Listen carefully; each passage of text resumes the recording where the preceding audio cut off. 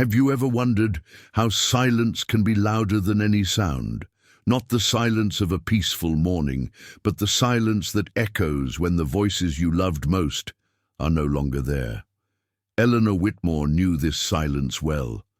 At 77, she lived alone in the same white-framed house by the lake where she had once raised her children. The walls still carried the faint scent of lavender, Thomas's favorite flower, and every corner seemed to breathe with the memories of a life that once overflowed with laughter. Her days followed a quiet rhythm. She woke before sunrise, made a cup of tea in her porcelain cup with tiny blue roses, and sat by the window to watch the mist lift from the water. Sometimes she whispered Thomas's name under her breath, as if the wind might carry it to wherever he was now. On the living room wall hung photographs. Her wedding day, when her veil caught a golden ray of sunlight, the children in their school uniforms, hair messy, smiles wide, Christmas evenings filled with warmth and music. Eleanor often found herself standing in front of these frames, her fingertips brushing the glass as though she could touch the moments themselves. But the heart of the house was the piano, an upright walnut-wood instrument that had once filled the rooms with melodies. Thomas used to play while Eleanor hummed along, sometimes laughing when he missed a note. It had been decades since her hands had touched those keys. Dust had gathered on its surface, but it still stood tall, like a loyal companion waiting for a song. One afternoon, as autumn leaves danced outside her window, Eleanor sat in her armchair knitting a scarf she would probably never finish. The house creaked softly with age, and she thought of how time had turned her life into a series of quiet routines. "Is this all that's left?" she whispered aloud, startled by the sound of her own voice. The silence answered back, pressing heavy on her chest. She closed her eyes and let herself drift into memory. She remembered the first day she met Thomas at a town fair, his laugh carried above the noise of the crowd, strong and warm, like a melody she would never forget. She remembered the day he proposed, fumbling nervously with the ring, while the rain poured down on both of them. She remembered the evenings they spent sitting at that piano, their children asleep upstairs, while life still felt endless. Now, time felt shorter. Like the autumn leaves that fell outside, she sensed her days thinning, golden but fragile. And yet something inside her longed for more than silence. That evening, after finishing her tea, Eleanor rose from her chair and walked toward the piano. She placed her hand on the wood, running her fingers over the carvings Thomas had once polished with care. She hesitated, as though afraid of waking a sleeping memory. The keys were cold under her touch. She pressed one, and the sound was deep but trembling, like a voice forgotten. Eleanor almost smiled. As she leaned forward, her hand brushed against something unusual beneath the music stand. Curious, she pushed gently and felt a hollow space. Reaching inside, her fingers closed around a small, leather-bound object covered in dust. A diary. Eleanor froze. Her heart began to race in a way it hadn't in years. Carefully, she pulled it out and set it on her lap. The leather was worn, the pages yellowed. She didn't remember ever owning it. On the cover, faintly etched, were two simple initials, T.W. Thomas Whitmore. Her breath caught in her throat. The silence of the house no longer felt empty, it felt expectant, like the pause before music begins. Eleanor stared at the diary, her hands trembling. For the first time in many years, she felt a question rising inside her, not about the past she already knew, but about the past she had yet to discover. And as she opened the first fragile page, the echoes of silence began to shift into something else entirely, the promise of a forgotten melody waiting to be heard again. Memories live not only in photographs or in the stories we tell, but also in the quiet corners of life, waiting for us to be brave enough to open them. What do you do when the past suddenly speaks again? Do you run from it, or do you let its voice guide you? Eleanor sat with the diary on her lap, her hands trembling as though she were holding something sacred. And in a way, she was.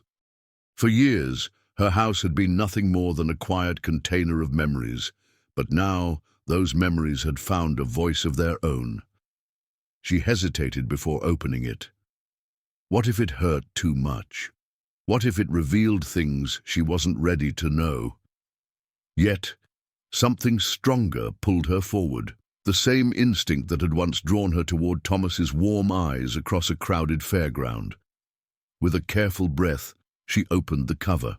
The first page carried Thomas's handwriting, slightly slanted, familiar, and achingly intimate.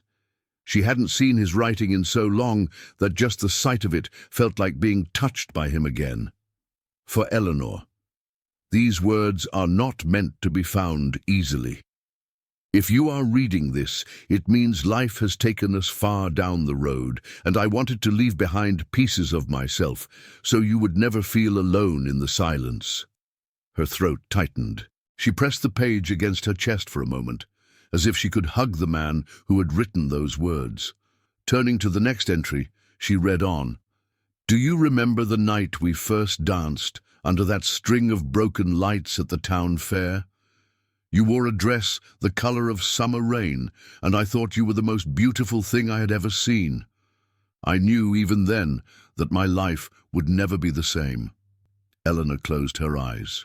She could almost hear the music again, smell the popcorn, feel Thomas's awkward but confident hand guiding her through clumsy steps. A tear slid down her cheek. She flipped further. The diary wasn't just a collection of love letters, it was a timeline. Each entry was tied to a memory. The day their first child was born, the afternoon they moved into the lake house, even the small things, the morning Thomas burned the toast and swore he'd never cook again, though he did, just to make her laugh.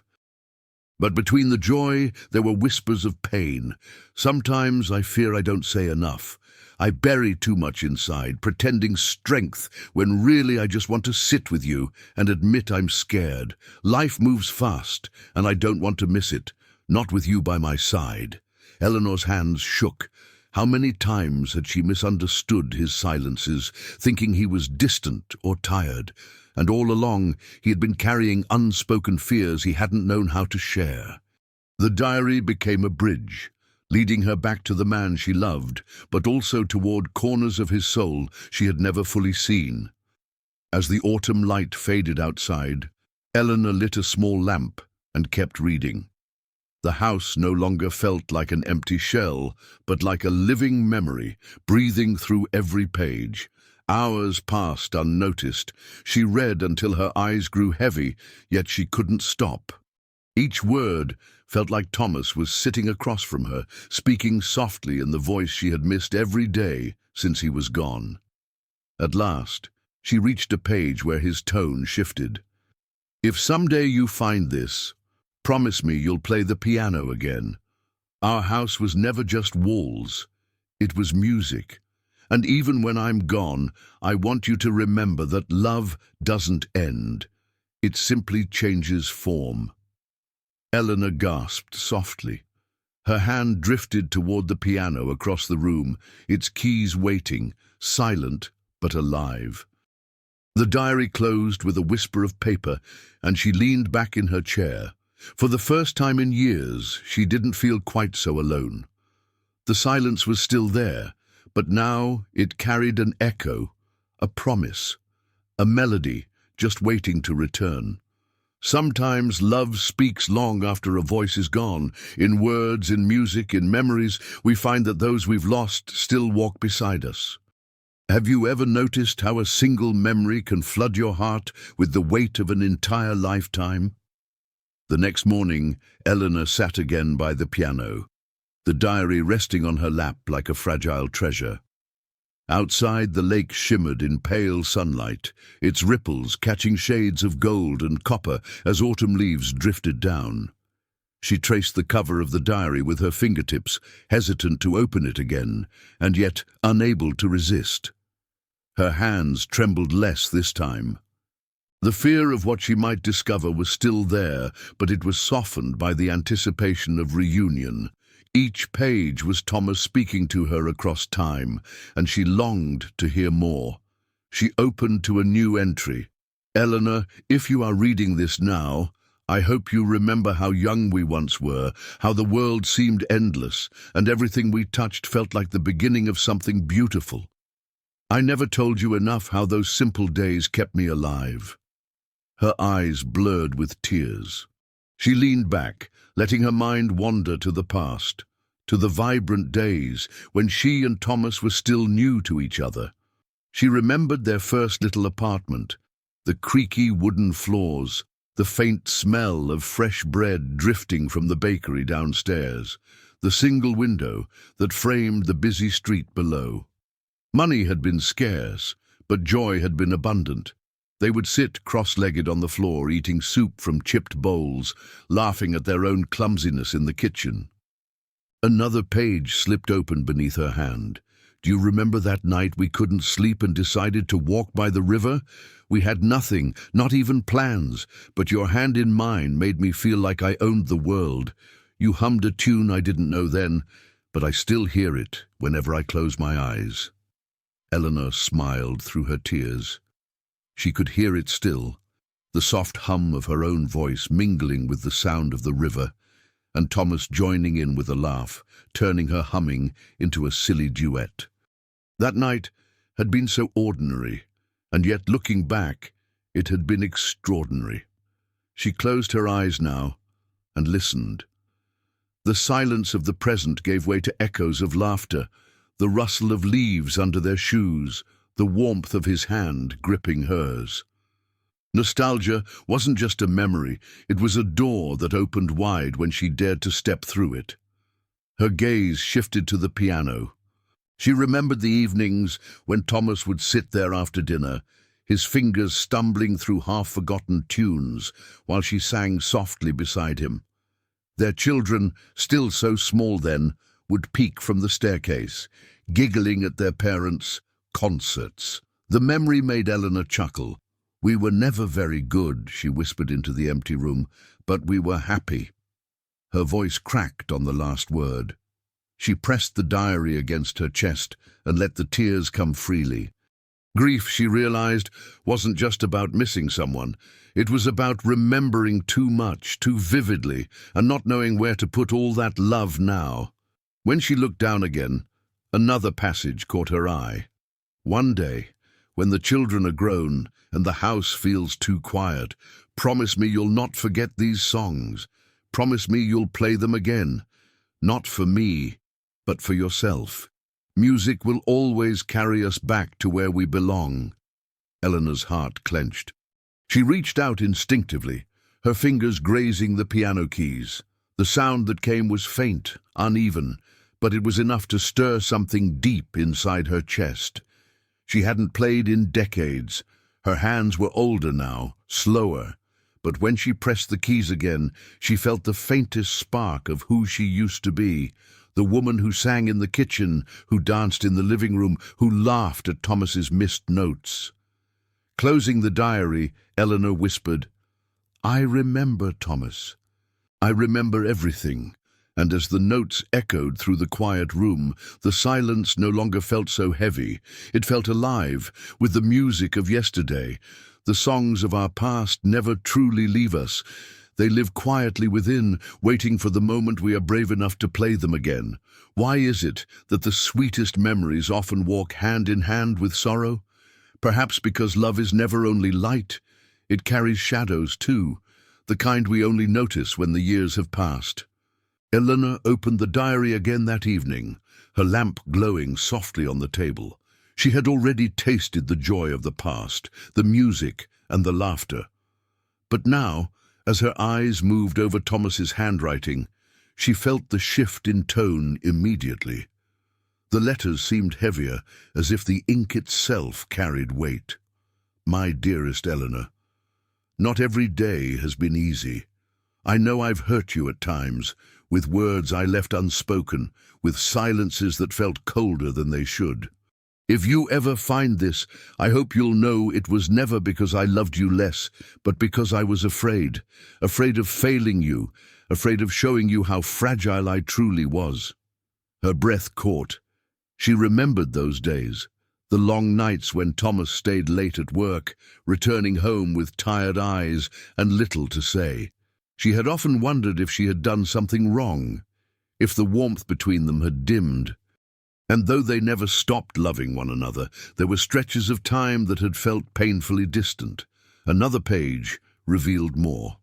"I still remember the argument the night before Michael left for college.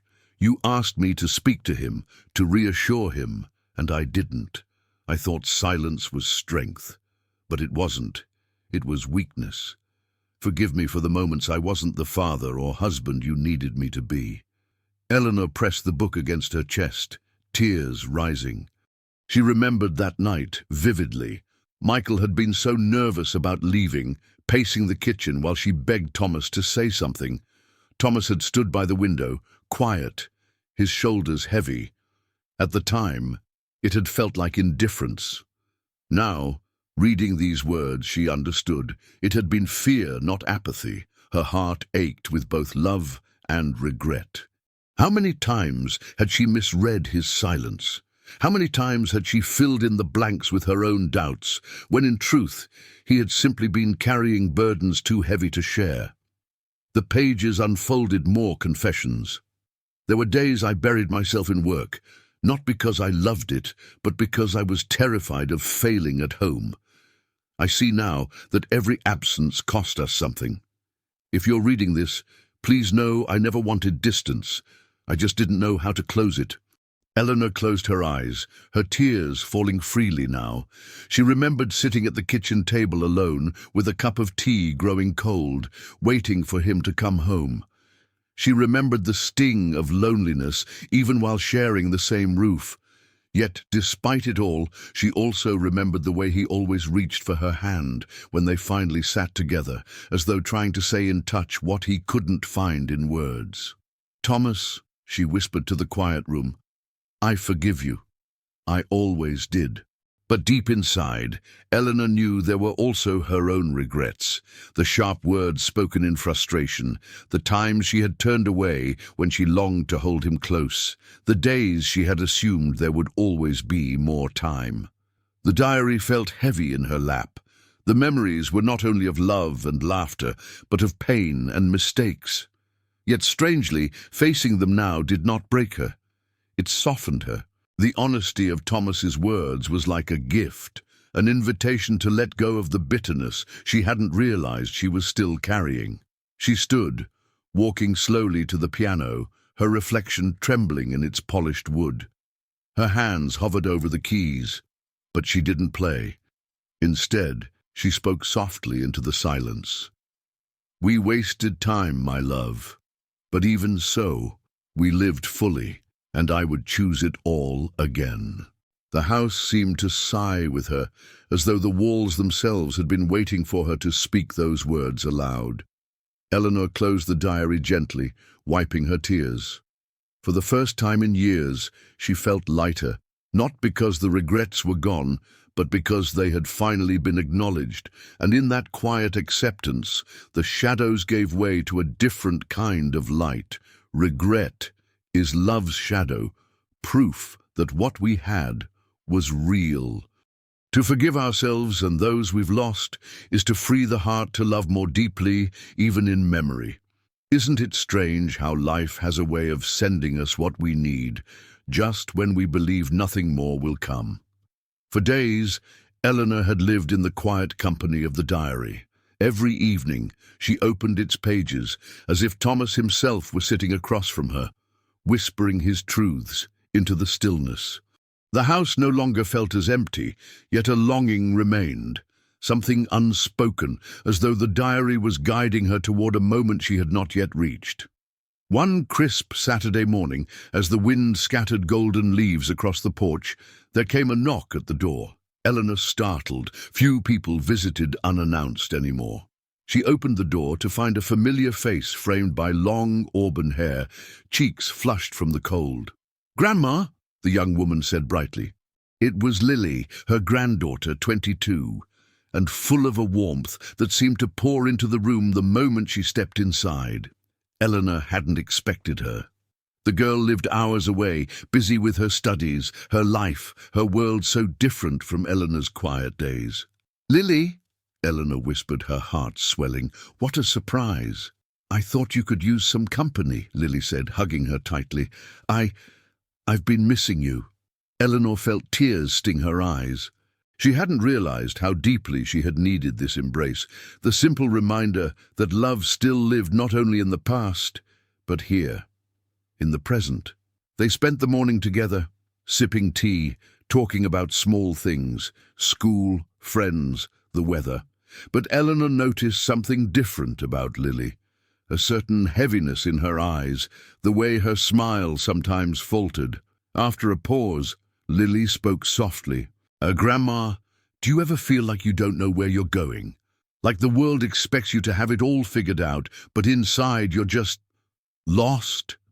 Eleanor looked at her granddaughter, and for a moment she saw herself at that same age. Uncertain, searching, holding dreams too fragile to speak aloud. She reached across the table and took Lily's hand. "All the time, darling. Even now," Eleanor said gently. "Life doesn't demand that we know everything.